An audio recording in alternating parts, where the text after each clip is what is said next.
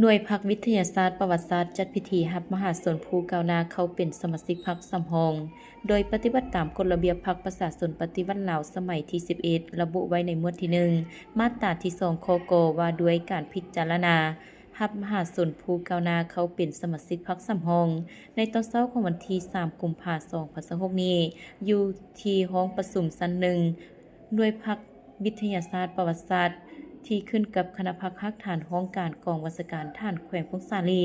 จัดพิธีรับมหาชนผู้ก้าวหน้าเข้าเป็นสมาชิกพรรคสำรองโดยการเป็นประธานของสหายพันโทจันเสริญคำประเสริฐรองเลขาหน่วยพรรครองหัวหน้าห้องการกองบัญชาการท่านแขวง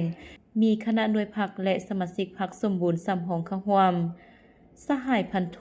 สิงห์ตันอินแซงกรรมการหน่วยพรรคหัวหน้าแผนกผัวพันต่างประเทศห้องการกองบัญชาการทหารแขวงได้ผ่านมติตกลงของคณะประจำพรรคกองบัญชาการทหารแขวงพงษาลีฉบับเลขที่14/ขจพ.กบสก.ลงวันที่14มังกร2026ว่าด้วยการอนุมัติมหาชนผู้ก้าวหน้าที่สังกัดอยู่หน่วยพรรควิทยาศาสตร์ประวัติศาสตร์ห้องการเข้าเป็นสมาชิกพรรคสำรองจำนวน1สหาย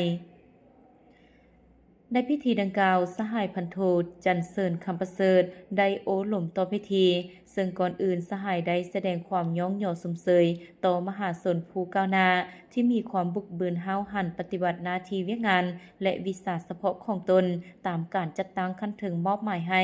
พร้อมทั้งได้เรียกร้องให้เอาใจใส่ซอกฮู้หำเฮียน